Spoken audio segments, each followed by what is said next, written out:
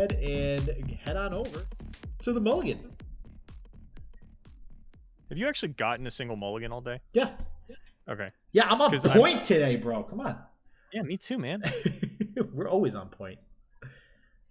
All right, so we're looking at Thralls versus Sivir Akshan. So here we go. This is going to be a perfect example of kind of, you know, if Thralls has a good matchup versus one of the better decks in the format right now.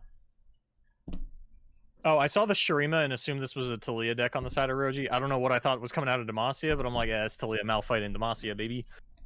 What is Roji's lineup? Because we've seen Roji compete in the OLS numerous times. We've seen him top cut, we've seen him bottom out. And he doesn't necessarily live and die by the Talia Malphite. It's not like if he brings that, he's guaranteed to bottom out, or if he brings it, he's guaranteed to top. It's just like, you know, he's got his pet deck and he doesn't always bring it. And that's something that I actually like a lot about Roji, you know, understanding that like, hey, this isn't always the meta for this. I shouldn't just jam this deck every time because it's expected of me. I need to play decks that work and I need to win. And we do have the early Thrall down for... That was a question. Dudu. Wait, that was a question? Yeah, I asked if Roji brought Talia Malphite. Oh, did he? I don't know. And then I was stalling while you pulled it up. That really did not sound like it was phrased as a question the way that you ended on like an up note. Yeah, no. So it started off as a question, and then the rest was stalling while you pulled it up, but you didn't pull it up. Sorry. Is there Talia Malphite? I'll be very happy if there's Talia Malphite. He is not running Talia Malphite. He's on Zed Poppy, Sivir Akshan, Plunder. Well, we get half the equation. We have a Talia in here, so that's good. We do? Yeah, Talia Lissandra. Oh, yeah, I mean on Dudu's side. So yeah, Grandpa though, it looks like what's the other two actually? We had Sivir Akshan, and then is it like a typical and yeah, so Plunder, Zed Poppy, Sivir Akshan for Roji, and then for Nunu, it's Zoe Lee Sin, Thralls, and Zed Poppy. Okay, that's a very typical lineup for Grandpa this time around. Yeah, which I like that Grandpa is the one player. Like he's not hard forcing this one trick thing. He will just play good lineup. Well, Dudu on the other hand, taking some time here. Roji's actually the one with the priority. Yeah. Really thinking about, is there a way to try and prevent this Blighted Ravine? Is it worth it to just level my Akshan here so that it doesn't die to the ravine? Mm-hmm. It would cost like a Shaped Stone and a Brightsteel Protector, which looks pretty awkward. Understand not going for that one. Yeah, we also have the Avalanche on backup for Dudu, so there's a lot of potential here to just continue to clear the board. So maybe we get the Bruiser. Yep, and there it is. That's we're about to take 2 Thralls to the dome, though. Here comes time in a bottle, I would imagine. Oh, yeah. And that's the kind of nuts draws we're talking about, right? Yeah, turn 5, double Thralls. This is exactly what we mentioned. You know, this is the kind of hand that you need.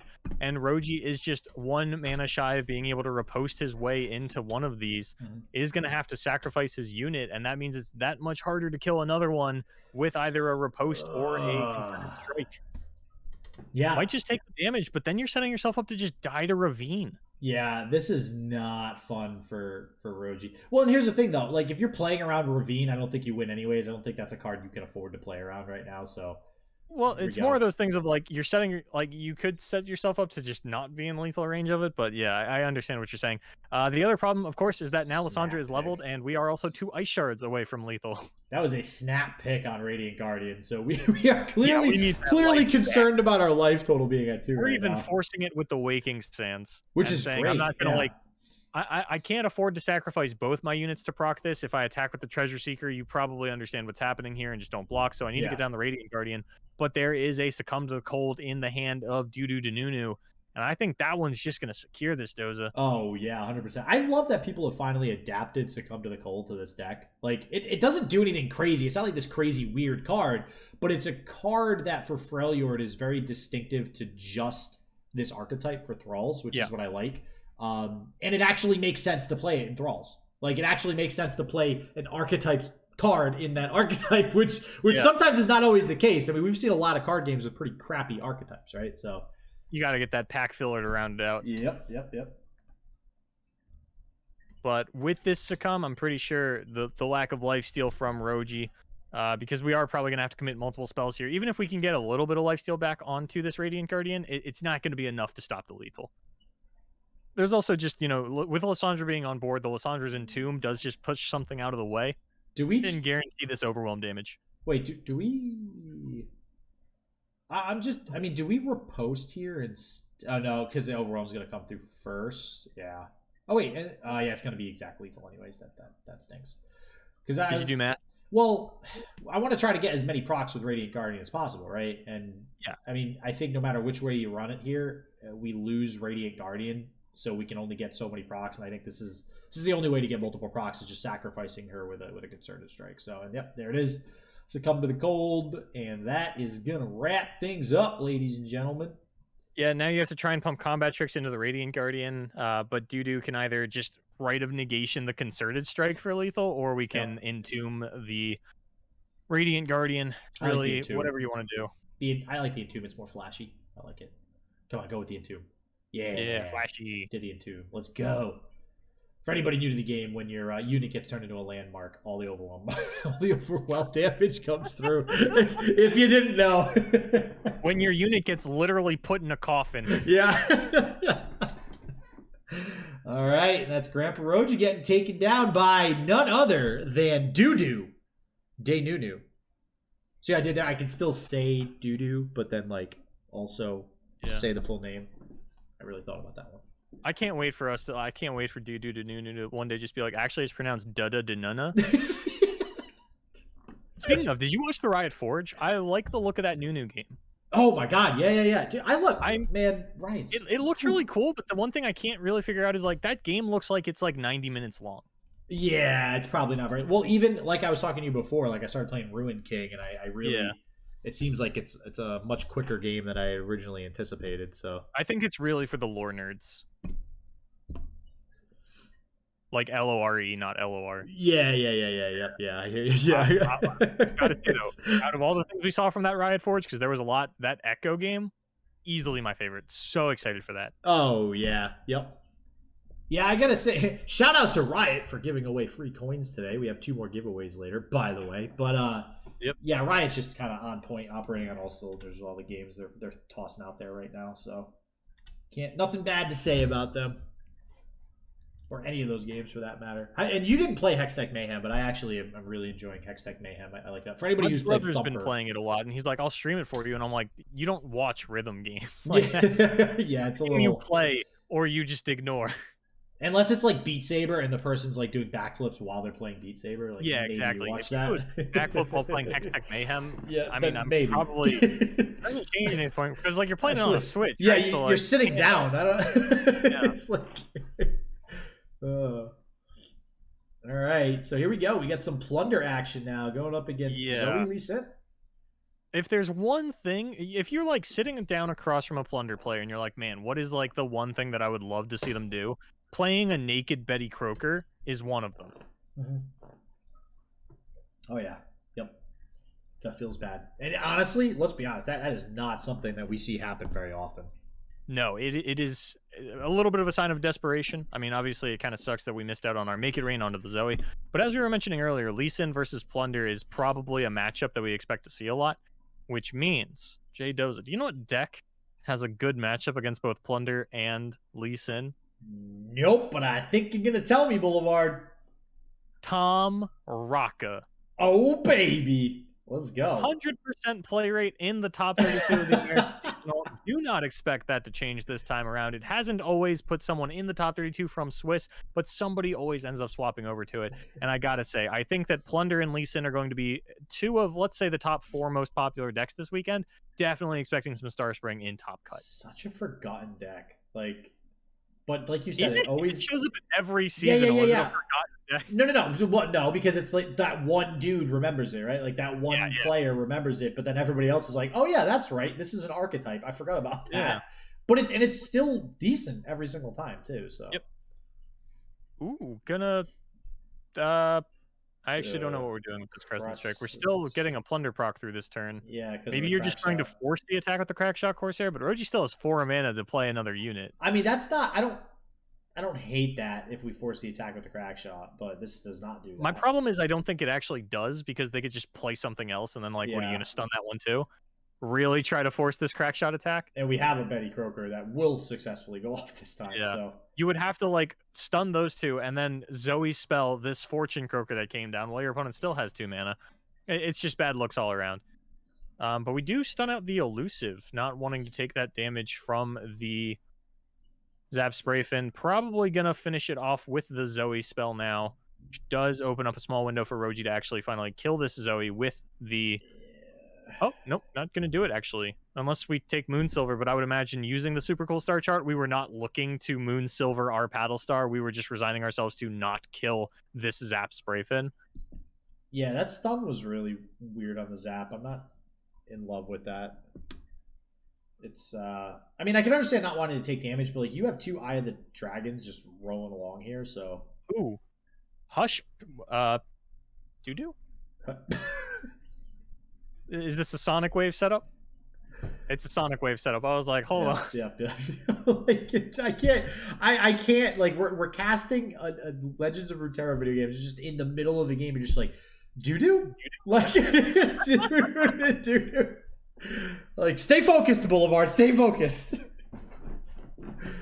Make it rain. I'm gonna come down. Actually, all right. This kills. No. Wow. Plunder procs, but this is okay. This is. Yeah. Actually, I guess the Zoe probably you would have wanted to hit the one challenging and then the Zoe.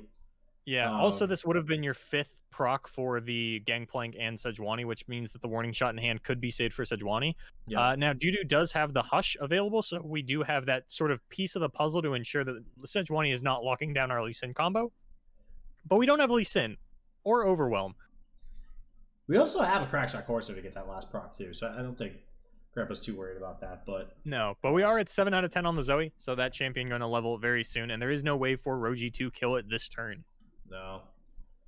That's going to be a problemo, because then if everything can start getting, lifesteal with the Dragonlings, there's going to be some big problems here, because then Dudu is going to be able to probably, stabilize until we do eventually find a Lee Sin. But there's Gangplank. Yeah, this is going to be a massive attack from Roji. Yeah. I think, in theory, it is, but I'm pretty sure Roji is pretty likely to just run out that. Oh, you don't have to Sejuani to try and kill the Zoe, right? Like the Gangplank open attack does just kill the Zoe. What I'm curious about is if you Equinox this keg. Does Gangplank make a silenced keg at start of round? Or does he try to start a new keg stack and can't because... Yeah, wait, does it make 2 separate kegs at that point? I think it tries to make 2 stacks, but we also have the Gangplank's parlay in hand, so like we'd probably just parlay the Zoe. Oh, I'm interested to see how that works. Now I think the Zoe is guaranteed to level. Roji can throw down Gangplank again, but then of course we're walking into this Crescent Strike. Field Rush is good for GrandpaRoji. This I feel like is one way we can close out the game, but I don't think we can get around a lot. Great deny bait. The problem is there's no follow-up deny bait. Like that is what you were trying to bait into. Yeah, and there's already the deny in hand for Dudu. If there was no deny, it would be good, but yeah, but Dudu doesn't have an answer for the Gangplank and Sejuani long term, and because we don't have the Lee Sin, we're not winning the game anytime soon. Yeah. If Dudu Nunu cannot find Lee Sin in the next turn specifically, we are just going to get run over by this Gangplank Sejuani combo. Yep. There's the because I don't think that this level Zoe is going to be able to carry us, especially because we have continued to leave around this elusive blocker. Now we find another Sonic Wave so we can pull it out of the way. We'll see what we can find off the Behold the Infinite. If it's something that can really try to swing the board back in our favor, maybe deal with some of these champions. Oof, everything with lifesteal too. This is 3 kegs though. This is a lot of cards for Plunder to usually have on the field. By now, we're usually starting to close out the game, but Dudu just starting off the turn with the Pale Cascade cannot be correct. No, that had to be a misclick. Wait, yeah, what? I think we were trying to Sonic Wave the Dragonling, and we just Pale Cascaded instead. So unfortunate sequencing there for Dudu to Nunu. That feels bad. Get rid of these kegs. We have nothing to activate the kegs before they get killed, unfortunately. So those are just going to go ahead, hit the garbage there. But we are going to get a lot of lifesteal back. We're removing the elusive unit. Like you said, the Behold the Infinite is going to come out. Yeah, Lee Sin might not even be a thing this game. We might rip a Great Beyond, and that's going to do it. We're actually going to start pressuring. Okay, I like this. We're just going to start pressuring now, and that's only 10 damage now that we have to throw down for lethal, which means a Great Beyond, I think, if Dudu actually calculated this, a Great Beyond might just win the game, depending on how many Celestial cards we've played. I got to think it's at least a couple by now, so. Here's Sejuani, though. What can we even find off of this? I feel like Supernova is actually like the It ideal might be hit. better, yeah. Because I think you could just eventually win the game. I think you can eventually win the game with the Zoe if we hit something like a Supernova. You have Unfortunately, there's nothing to stop the open attack from Roji next turn, so you are going to lose your Zoe. There's the Great Beyond. Oh, but we go for this. We go for the 50-50 instead. Not quite a 50-50, but has a chance to hit Zoe. Wow, we went for okay. All right. I mean, I guess Lee Sin is still better than trying to use Great Beyond to win the game. If you hit Lee Sin, granted, you do only have one Zoe in deck because there is another one in hand, but because we did use the Zoe spell earlier, that is still going to be a 25% chance to just whiff. All right, we got 3 more options here. Serpent, Messenger, Moonsilver. What's it gonna be? It's the Messenger. So we are really just all in on trying to find Lee Sin right now. Which, I can't complain. That's the deck. That's what it does. More lifesteal, hitting the board. It does what it do. The lifesteal, though, not going to matter with the Dragonlings thanks to Gangplank's attack. None of these blockers are actually going to stick around. Not to mention the overwhelm damage that's going to come through now, too. So...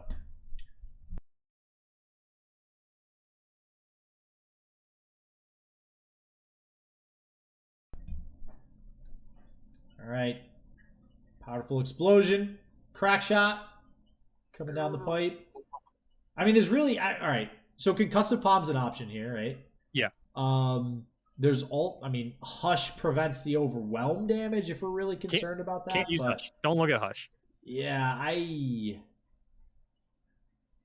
Hush needs to be saved for when we actually get the Lee Sin out. But... Yep. Okay, so... Remember when I said... that Feel the Rush just gets denied. So now it doesn't. The cool little thing about hushing the Sejuani doesn't work as well if your opponent has 2 Sejuanis. Yep. And Feel the Rush. I'm surprised to see this. Could just give you a second Sedge. I mean, and you can't. So on the side of Dudu, you know there's a Feel the Rush in the deck. So this surprises me because you got to assume your opponent, if they had it all game, which they probably, there's a good chance they already had Feel the Rush for a while because it's been so long. Yeah. They're not going to play it because of Deny. Now that you've played Deny, you've basically given them the green light to go ahead and try to play it. And we might just see it ripped right here. That might honestly just be what Roji does right here. There's still 4 mana left, but this is probably just about the best odds you're going to get. This is also the only time that you'd be able to play it because, yeah, now your board is going to be taken up by the Yordle Grifter and the Keg. You're not going to be able to get 2 Sejuanis, but, like, it's such an awkward and probably incorrect line to try and get 2 Sejuanis on board to play around a Hush.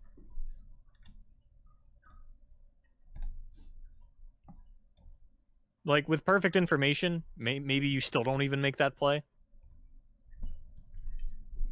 Oh, it's so crazy. All this lifesteal, and it literally is just not doing a single thing. All right. Is this lethal? Can we do... Wait, there's the Hush. Yeah, if we can yeah, this might be lethal right here. Yep. I think this does it. I don't think there's anything that can stop this, no. Yeah, and this is before they can get the Field of Rush off, before Grandpa can get the Field of Rush off to have that second Sejuani. Unless, well, actually, no, we can't even play. Even if we wanted to play the Field of Rush, the field's full. Yeah, it's not going to summon anything. That's the drawback of playing a spell to summon units. You can't overwrite anything. That's got to feel terrible. Is there a way to, like, I mean, we could parlay one of our units, I guess, and then hope Dudu commits something else and doesn't just go in for the attack, but I highly doubt that. Yeah, so Dudu would have to play an Overwhelm spell still, right? Oh yeah, because it's always going to be passing priority back over no matter what spell it is. So, well, actually, we've got lethal just with Twin Disciplines because of the Zoe as well. So it's going to depend on whether or not Dudu thinks they need to do that. Yeah, is Dudu concerned with the Overwhelm? Probably not. Well, the Overwhelm is safer because of Monster Harpoon. Yes. Okay, yeah. But you can also just get 10 attack Lee with and I guess the Cascade and the problem I'm pretty sure baseline what we're getting at here, regardless of how many backflips we have to do to get there. Oh, there's a Sejuani. Just got this. There's that Fury of the North was a Sejuani, so we overwrote the Sejuani for another Sejuani instead. And I think that means that Dudu is like, okay, now I can't go for the Infernum play. Now I just have to do Pale Cascade and Twin Disciplines, which is lethal regardless. Yeah, and there's no way for Roji to prevent this. And even if we did go the parlay route, you know, there's still only a 50-50 shot that we even get the Sejuani to hit the board. So, well, the parlay would use the keg, so you actually. Oh, that's actually two. Yeah, that's two spaces. Yeah. Okay, yep. So we would get both. But doesn't matter. Dudu to Nunu, least sin player, got it, locking it down. Tail as old as time. Yeah, and that's going to be a 2-0 then. From Dudu over Roji. You hate to see it. You know, we love seeing GrandpaRoji play. Because I like GrandpaRoji. We've seen a lot of Roji in the past. Dudu to Nunu. Someone's got to lose. Listen, I will say, though, Dudu to Nunu has flown towards the top of my top names list. So I am very much excited to see Dudu flying towards the top of the power ranking as well. Dudu to Nunu, if he can find another top cut at this season, I mean, he's doing a very good job of making a name for himself as of late. Oh, yeah. Oh, yeah. 100%.